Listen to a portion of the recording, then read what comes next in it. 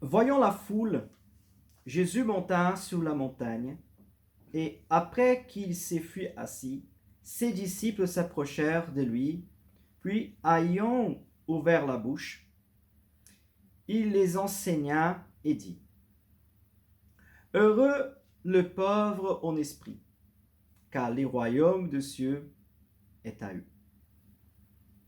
Heureux les affligés, car ils seront consolés. Heureux le débonnaire, car ils hériteront la terre. Heureux ceux qui ont faim et soif de la justice, car ils seront rassasiés. Heureux les miséricordieux, car ils obtiendront miséricorde. Heureux ceux qui ont le cœur pur, car ils verront Dieu. Heureux ceux qui procurent la paix, car ils seront appelés fils de Dieu. Heureux ceux qui sont persécutés pour la justice, car le royaume des cieux est à eux. Heureux serez-vous lorsqu'on vous outragera, qu'on vous persécutera, et qu'on dira faussement de vous toutes sortes de mal à cause de moi. Réjouissez-vous et soyez dans l'allégresse, parce que votre récompense sera grande dans les cieux, car c'est ainsi qu'on a persécuté les prophètes qui ont été avant vous. Seigneur éternel, merci beaucoup pour ces moments, merci beaucoup pour ta parole. Que tu puisses, Seigneur, parler au plus profond de notre âme, que tu puisses parler au plus profond de notre cœur, et que nous puissions, Seigneur, mettre en pratique, Seigneur, tout ce que tu as à nous enseigner ces matins. Seigneur éternel, nous comptons grandement, Seigneur, avec ta bénédiction, avec ta grâce.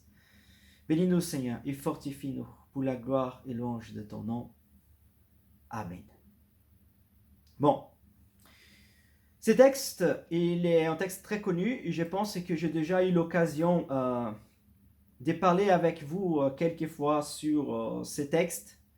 Un point très important que j'espère que si vous vous rappelez de quand on avait déjà discuté quelques fois sur ce texte, que ces béatitudes, c'est comme un type d'échelle, d'accord? C'est comme un type d'étape qui est en train de monter, d'accord? Nous sommes en train de grimper à chaque niveau. Donc, on voit que les béatitudes, elles ne sont pas une suite en fait décontinuée, mais c'est une suite totalement connectée.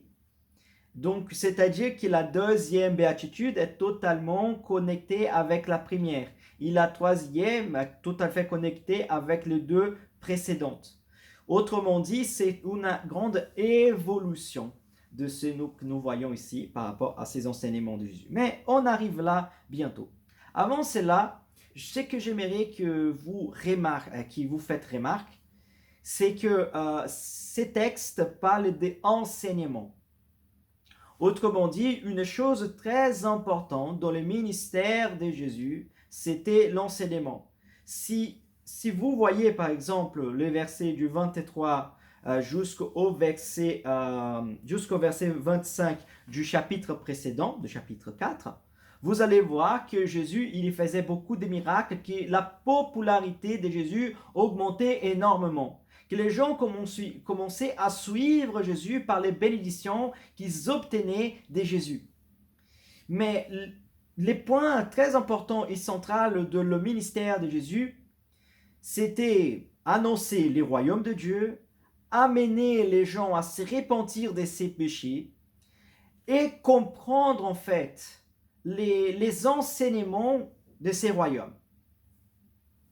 Autrement dit, les royaumes de Dieu, il n'est pas seulement une libération, mais il y a aussi un mode de vie. On ne peut pas faire partie des royaumes de Dieu et vivre de la même manière que nous vivions encore une autre fois. Raison pour laquelle les textes que nous avions lus, qui commencent au chapitre 5, verset 1, et y finit au bout du chapitre 7, on dit des fois que c'est la colonne vertébrale de la doctrine, de la éthique chrétienne que nous devons suivre. C'est-à-dire que c'est comme si Jésus, il a dit, la base, la identité de mes disciples, de celui qui font partie du royaume de Dieu, c'est suivre ses enseignements. Évidemment, qui commence voilà, dans les textes que nous avions lus et qui va jusqu'au bout du chapitre 7.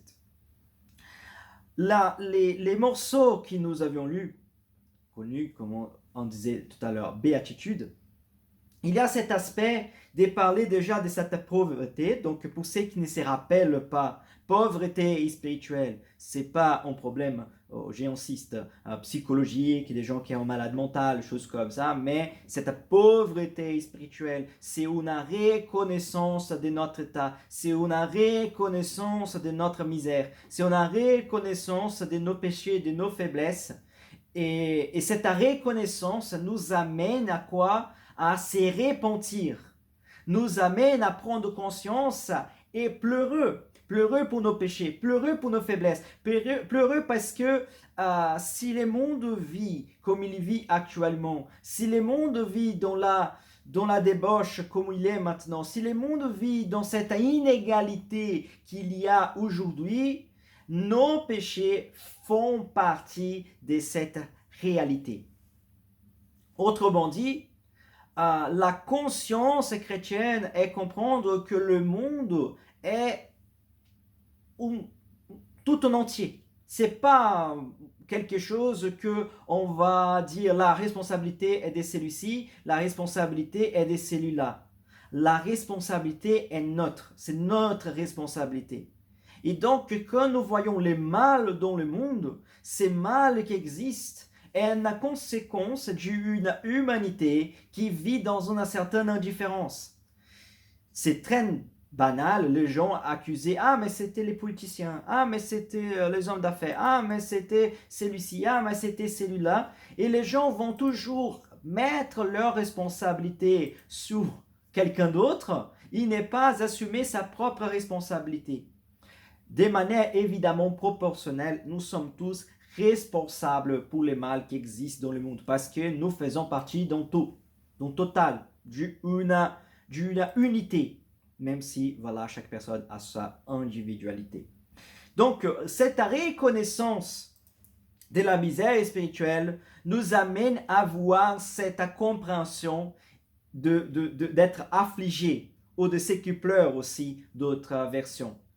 Et la beauté, en fait, la grande promesse de ces versets, c'est que ceux qui reconnaissent cela, ceux qui se voient comme affligés à cause de ses propres péchés, à cause du péché de quelqu'un d'autre, à cause du mal qui est dans sa propre vie, et à cause du mal qui habite au sein de la société, ils seront consolés. Ça, c'est une promesse que Dieu nous a faite. Ils seront consolés. Autrement dit, les larmes ne seront pas pour toujours. Les larmes ne seront pas versées pour toujours. Il y aura un moment que Dieu séchera les larmes de tous ceux qui sont affligés. Pas de tous ceux qui se sont, mais tous ceux qui sont affligés. On avance. Et après, nous voyons ici les versets du numéro 5 qui dit « Heureux le débonnaire, car ils hériteront la terre. » Débonnaire, ici, ça pourrait être compris comme celui qui est doux. Et j'aime beaucoup, en fait, ces versets parce que il est totalement dans le contre-intuitif par rapport à tout ce que nous apprenons au quotidien. Parce que tout ce qui la société nous enseigne au quotidien, tout ce qui peut-être nos parents, au moment donné, nous a dit en fait quand nous étions en train de grandir. Ne te laisse pas avoir, ne te laisse pas faire. Il faut en fait un peu plus de fierté. Il faut quand même s'imposer. Si quelqu'un te frappe, tu dois révider. Tu ne peux pas te faire voir comme ça. Tu ne peux pas en fait écouter certaines choses et te taire. Et affliger, c'est cette idée de douceur. Mais les points très importants que nous devons comprendre que c'est comme un animal sauvage. D'accord? Admettons, par exemple, un cheval sauvage qui est indompté, qui n'accepte pas en fait être maîtrisé. Et qui du coup, en fait, au fur et à mesure du temps, il est dompté, il est maîtrisé. Sa nature commence à être plutôt alignée avec son maître, d'accord? Qu'il les dompte, qu'il les maîtrise. Et c'est aussi cette même idée d'être soumis. Pas l'aspect d'être soumis à un maître terrain, pas être soumis à un pasteur, un leader religieux, mais être soumis à Dieu. Pourquoi? Parce que notre nature était une nature totalement corrompue, une nature qui vivait en rébellion contre Dieu.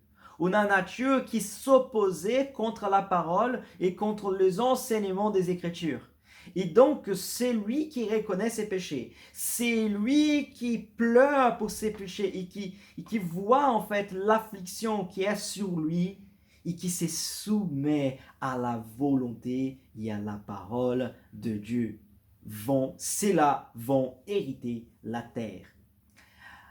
Bon, d'une certaine façon, c'était une promesse aussi de salut. Et c'est fort parce que les gens vont dire, mec, attends, ces trucs d'hériter la terre, je ne comprends pas du tout.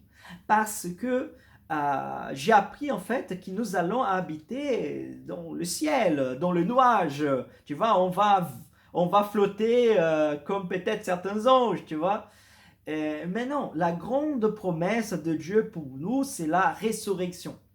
Donc, c'est-à-dire que nous allons ressusciter, nous allons avoir encore, et que Dieu va restructurer, réformer les planètes. Peut-être qu'on pourrait même dire réformer, renouveler tout l'univers. Et nous allons avoir, j'insiste encore, et nous allons habiter. Évidemment, le corps que nous allons avoir, c'est pas du tout encore comme nous avons aujourd'hui, c'est un corps que nous disons encore glorifié. Il y a certains mystères que nous ne connaissons pas aujourd'hui, que nous allons connaître au moment donné. Mais le point très important, c'est avoir en tête que cette promesse d'hériter la terre, c'est pas une promesse qui va parler de notre quotidien d'aujourd'hui, mais c'est une promesse d'un avenir qui nous attend. Qui c'est lui qui se met à la soumission et qui se soumet à la volonté et à la parole de Dieu, à les commandements, les écritures, ils sont bénis par les seigneurs. Ils ont son petit morceau de terre qui est promis par les seigneurs. Évidemment aussi, l'idée des terres, c'est pas ne pas penser en fait à une délimitation, d'accord? Ah, combien de terres j'aurai? Un terrain de 300 mètres carrés, un terrain de 1000 mètres carrés, si je suis plus soumis, j'aurai un terrain plus important. Non, c'est pas ça. C'est comprendre qu'il y aura une place. Je pense que c'est mieux comprendre comme ça et voir comme ça parce que ça peut en fait t'amener en fait à comprendre les choses plus correctement et nous retirer des possibles erreurs qui notre tête, notre vision, qui elle est très associée à un contexte géopolitique d'aujourd'hui, va associer à une promesse éternelle de Dieu. Donc, prenez cette idée d'hériter en la terre comme celui qui sont sauvés et celui qui ont en fait une place dans la vie éternelle avec les seigneurs. Amen. J'espère que jusque-là, c'est clair. Je vais avancer encore pour les versets 6. On ne va pas finir tous les béatitudes aujourd'hui, ne vous inquiétez pas, parce que si on allait finir tous les béatitudes, on allait en fait vraiment dépasser, voilà, c'est l'horaire prévu. Mais on va faire en deux étapes. Et la deuxième étape, le verset du numéro 6, le verset 6, dit comme ça. Heureux ceux qui ont faim et soif de la justice, car ils seront rassasiés. Ces versets, il est beau. Et si vous me permettez, j'aimerais dire quelque chose de très intéressant. Les béatitudes, il y a certaines de béatitudes que je vois beaucoup plus souvent, qui c'est le verset numéro 3, qui c'est « Heureux le pauvre en esprit, car ils seront, car les royaumes des cieux est à eux ». Je vois ces versets, les 6, les 7, le 8, et les 9, et les 12. Voilà, sont le béatitude le plus courant que je vois très souvent, d'accord? Mais là, nous allons arrêter sous les 6. Et après avoir développé les 6, je vais vous ouvrir en fait pour les questions si vous aurez des questions. Les versets du numéro 6 disent comme ça. Heureux ceux qui ont faim et soif de la justice, car ils seront rassasiés. Pauvreté spirituelle. Pauvreté spirituelle.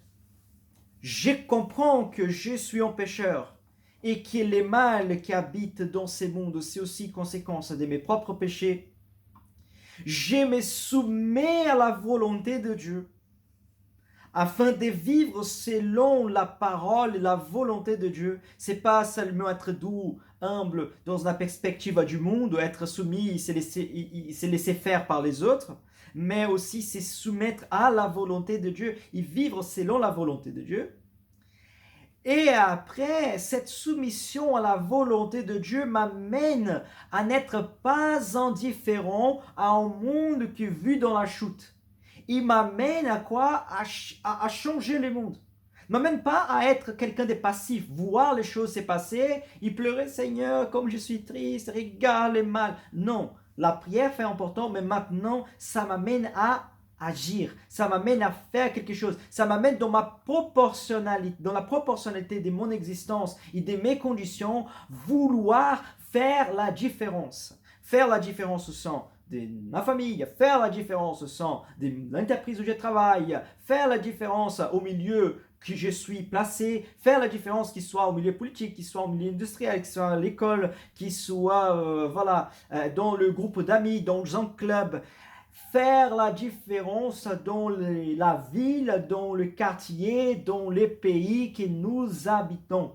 Évidemment, lié à la proportionnalité de notre force et de nos conditions. Pour illustrer cela, je vais vous raconter une histoire, d'accord, qui est dans un incendie dans la forêt. Il y avait dans la forêt, qui était en train de prendre le feu. Et du coup, le feu augmentait. Et les gens, en fait, et les animaux voyaient tout cela, ils commençaient à s'enfuir. Mais il y avait un petit oiseau qui prenait un peu d'eau avec son bec, il amenait en fait pour éteindre le feu. Donc il allait dans le canal, il y prenait de l'eau avec son bec, il y mettait dans la grande feu qui prenait toute la forêt. Il faisait ça plusieurs fois, aller-retour, sans cesse. Et du coup, un autre animal, il regarde cet oiseau et dit, mais pourquoi tu fais cela? C'est inutile, ça, tu vas pas éteindre ce feu. Tu perds ton temps en faisant cela. Et l'oiseau a dit, mais moi j'ai fait ma part. Autrement dit, tout ce que je peux faire, j'ai fait. C'est pas une question s'il va faire la différence, si je vais réussir à éteindre le feu, c'est que je fais ce que je peux faire. Une application simple liée à ce que je suis en train de vous parler, il y a des gens des fois qui ont des difficultés autour de toi et que vous pourrez dire moi, je vais pas réussir à résoudre le problème du monde entier, je peux pas sauver le monde entier. Et ça c'est vrai. Mais tu peux peut-être aider une ou autre personne. Et c'est là, en fait, c'est ta part, c'est ta charge, c'est ce que tu peux faire pour faire du monde, essayer de faire du monde un endroit mieux. C'est simple de dire, j'ai prié pour que Dieu puisse transformer les gens. J'ai prié pour que Dieu puisse arrêter avec la pauvreté du monde. J'ai prié pour que la famine n'existe plus. Mais si on prie pour que la famine n'existe plus, mais on ne distribue pas du pain, on manque de foi. Si on prie pour que Dieu transforme les gens, mais on ne fait rien en échange, on en manque de foi. Donc notre foi qui nous amène à prier, c'est une foi qui nous amène à bouger et à faire quelque chose afin de transformer notre société. Et j'insiste dans la proportionnalité de nos conditions. Pourquoi? Parce que je ne veux pas en fait que certaines personnes pensent qu'elle doit en fait être le Superman et sauver la planète, ou qu'elle, ou d'autre autre côté, elle a dit moi je ne peux rien faire donc je reste totalement différent. Je dis que chaque personne peut faire quelque chose, même qu'il soit un petit oiseau avec quelques gouttes d'eau dans son bec, on peut faire quelque chose et rien est inutile. Et un point très important, c'est que nous avons une grande promesse. Ah, c'est inutile. Ah, on va aucun résultat. Mais nous avons une grande promesse. Quelle est la grande promesse de Dieu pour nous dans cette béatitude? C'est que ceux qui ont faim et soif de la justice seront rassasiés. Autrement dit, tout ce que nous faisons, on va voir les fruits. Tout ce que nous faisons, on va voir les résultats. Et Dieu ne sera pas indifférent à notre action. Dieu ne sera pas indifférent à ce que nous faisons. Dieu, en fait, Dieu, il va rassasier notre soif, notre faim de justice. Pourquoi? Parce que notre Dieu est un Dieu juste. Et notre justice, elle est totalement alignée dans la même vision, dans le même modèle, meilleur disant, que nous avons vu notre Père les faire, notre Père faire. Amen. Donc là, j'ai fait une petite pause et je vous ouvre en fait l'opportunité de poser vos questions si vous en avez, aussi peut-être rebondir sur quelque chose si vous voulez rebondir sur quelque chose que nous avons évoqué ce matin.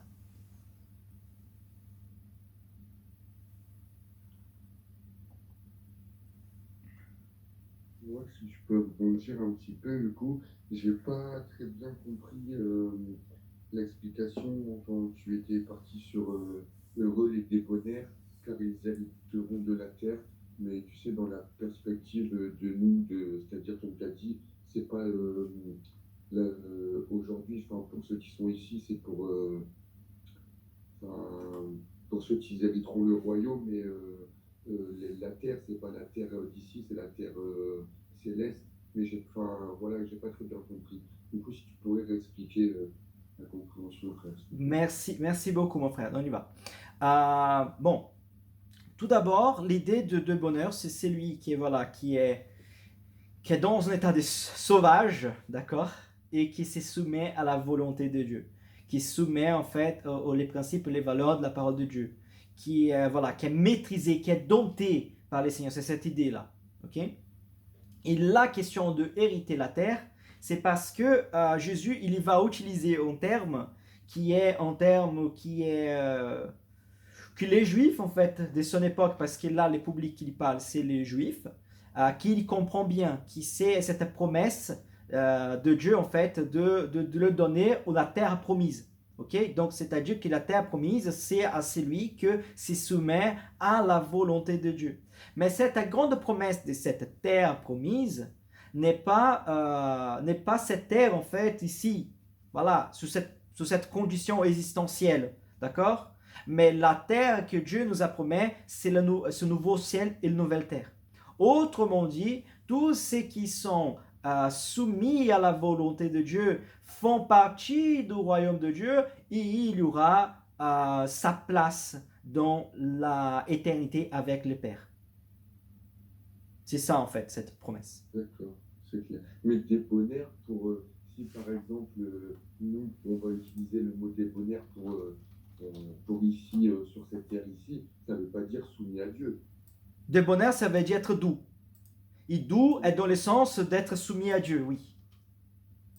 D'accord. Doux dans le sens d'être soumis à Dieu, mais doux aussi, une application encore plus large, merci pour la question, elle peut être aussi par rapport à notre comportement, mais notre comportement qui reflète la douceur de celui qui voit Christ dans son modèle. Mais débonheur, c'est pas celui en fait que, comment dire, qui va, tu vois, seulement se faire voir, tu vois. Ah, je me fais voir et tout ça. Non, c'est celui qui vit aligné avec la parole de Dieu et qui a un zèle aussi pour la volonté et pour l'œuvre du Seigneur. Évidemment, des fois, en tant que chrétien, on donne en fait l'autre côté du visage. Ça, c'est tout à fait normal, d'accord? Mais le point très important, c'est comprendre en fait la direction et les schémas en fait qui cette parole elle avait nous amener, qui c'est qui est vivre en fait conforme les principes et les valeurs des Écritures. C'est ça qui est cette idée de doux, de débonheur. Cette idée, comme je vous avais expliqué, c'est cette idée de quelqu'un qui est dompté. C'est quelqu'un qui a sa nature transformée. Autrement dit, notre nature du départ, elle était une nature de rébellion, et maintenant, nous avons une nature totalement, on va dire, de soumission aussi, d'accord? Mais pas une soumission comme si nous avions un patron, un chef, tu vois, un tyran. Mais soumission dans la perspective d'être dans la même coordonnée, ok? De savoir, en fait, être à l'écoute. D'accord. Mais je sais pas pourquoi, hein, mais j'étais complètement à côté du sens de ce verset parce que pourquoi, je ne saurais pas vous répondre, mais le mot débonnaire, je le faisais la liaison avec la débauche. Quelqu'un qui était débonnaire, c'est celui qui avait de la débauche. Mais en fait, non, c'est le contraire, en fait. Ouais, tout à fait. C'est débonnaire, ça veut dire, on peut traduire par doux aussi. Oh, mais c'est l'idée, comme j'ai dit, l'idée du grec, c'est cette idée de, voilà, de maîtrise, de transformation.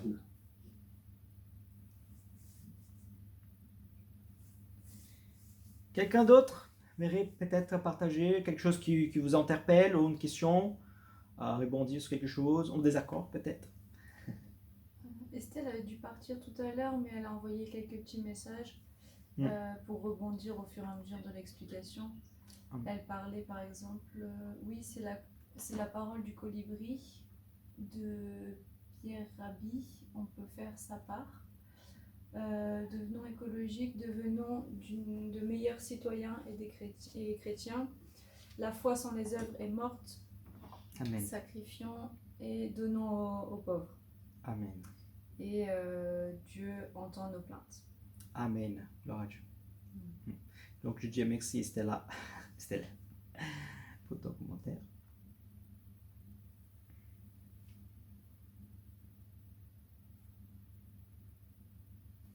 Ça va? Tout va bien?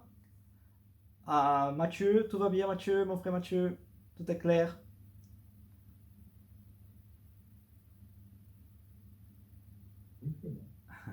Adresson, tout va bien mon frère? Oui, c'est clair pour moi. Ok.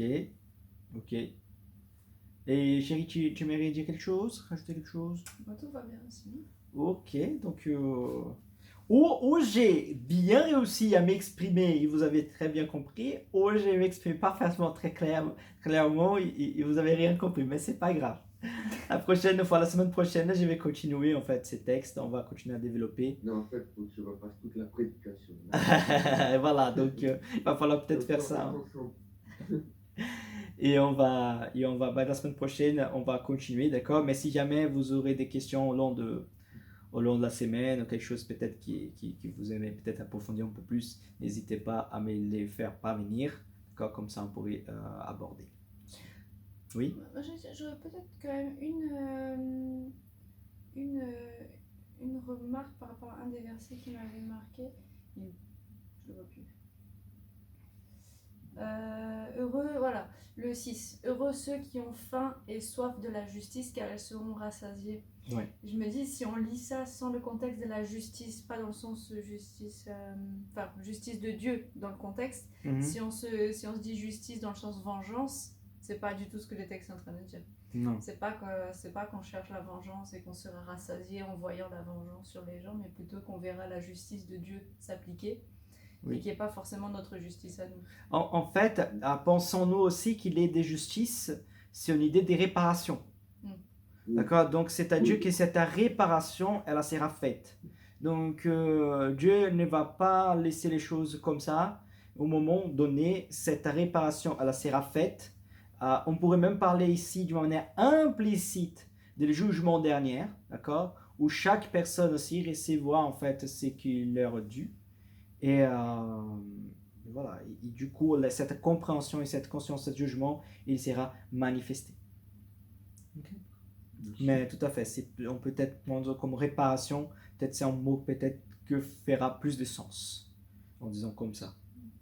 Et voilà, et nous, d'une manière en fait naturelle, liée à notre développement en tant qu'enfant de Dieu, nous allons vivre vers cette direction. Autrement dit, si nous reconnaissons notre misère spirituelle, nous allons en fait marcher les chemins et après et se voir, ils voient notre condition d'affligé et pleureux pour nos péchés, pleureux pour ceux qui souffrent et se soumettre à la volonté de Dieu.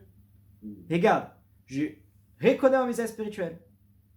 Je vois la condition qui habite en moi et qui c'est triste. Je vais changer. Donc, je me soumets à la volonté de Dieu.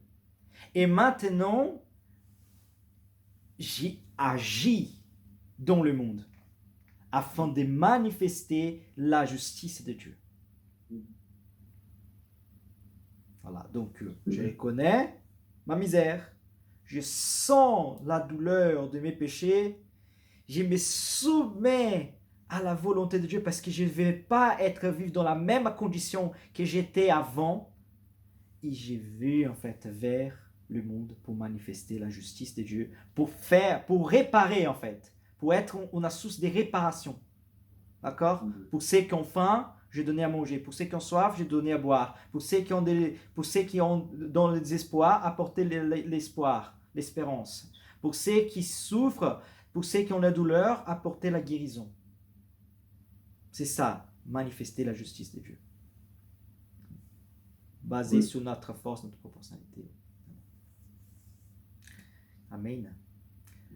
Pourquoi j'insiste des fois pour dire basé sur notre force, notre proportionnalité? Parce que certaines personnes pourraient écouter ce genre de choses et dire maintenant je dois me déplacer dans un pays qui a beaucoup de difficultés, qui a beaucoup de misère pour commencer à aider ces gens-là parce que sinon je ne vis pas ces versets. Non. Le problème, c'est que nous pensons en fait, donc des fois, ce verset, on toujours à celui qui est loin. Et des fois, on donne plus d'importance à la souffrance de celui qui est loin que nous ne connaissons pas. Il nous donne moins d'importance, des fois, à notre voisin, à celui que nous croisons tous les jours dans la rue. Si la personne est indifférente à des fois au mendiant qui vit dans une certaine difficulté, qui demande ton aide et que tu ne les vois pas, pourquoi cette personne sera prêt à aider quelqu'un d'autre qu'elle n'a jamais vu dans un autre pays, dans un autre contexte, dans une autre langue? Tu vois, pourquoi? Pour prendre des photos sur Instagram et mettre sur les réseaux sociaux en disant regarde comme je suis quelqu'un de bien? Ça ne fait pas de sens. D'accord? Donc notre manifestation de soif et de justice, c'est des fois même dans la discrétion. C'est lui des fois qui essaye de manifester sa soif de justice en se faisant vu par les hommes. Peut-être qu'il est dans le contresens de l'histoire. Peut-être qu'il est plutôt en essayant d'être vu qui est nécessairement de manifester l'amour de Dieu vers ceux qui souffrent. D'ailleurs, c'est important ça qu'on pourra mince, je vais dire, excusez-moi. Ouais. C'est intéressant de pouvoir en parler justement, la différence entre être bon, être gentil et être juste.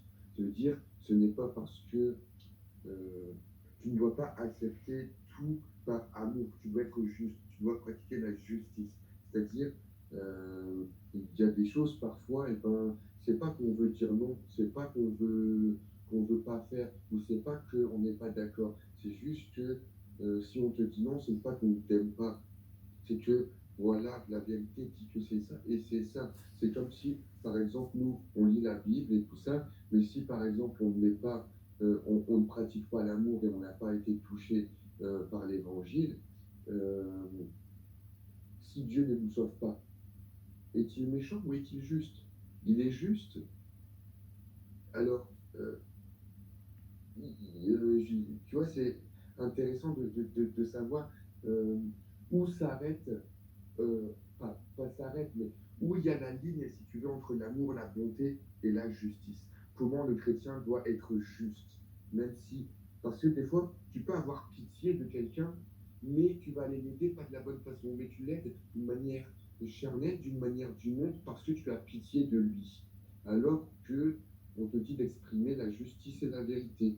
Et des fois, c'est aussi sur soi-même. Des fois, les gens, ils acceptent beaucoup de choses mais qui ne devraient pas. Je vais prendre l'exemple, par exemple, d'une femme battue. Eh ben, elle va accepter le fait de se faire battre par amour. Mais non, tu ne dois pas accepter. Tu dois dire à ton mari, je t'aime, mais non, je m'en vais et ma décision est juste. Car ce n'est pas juste que tu me tapes. Ce n'est pas juste que tu aies de la violence envers moi. Je suis désolé, je t'aime, mais voilà.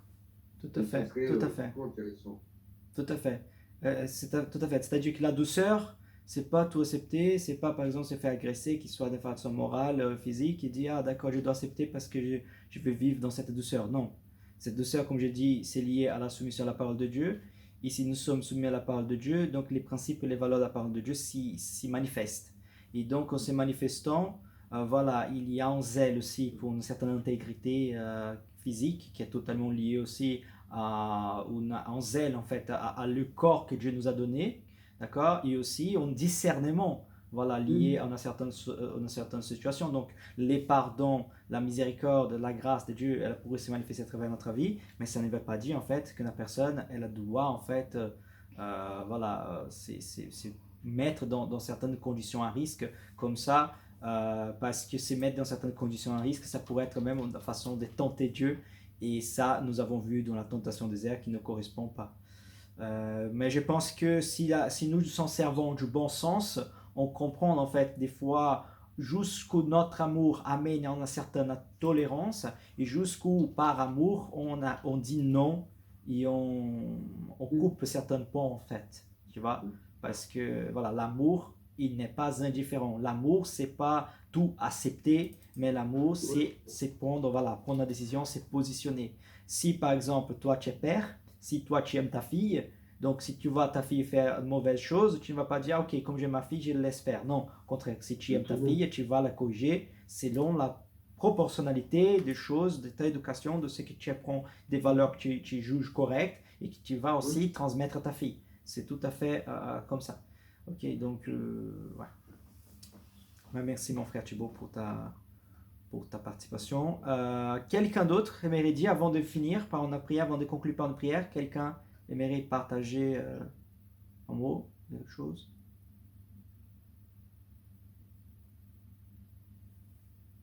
Non. Non? Adressons-nous. Ok, parfait. Donc on va conclure par notre prière. Mon frère Dresson, est-ce que tu pourrais conclure par notre prière s'il te plaît, ces moments? D'accord.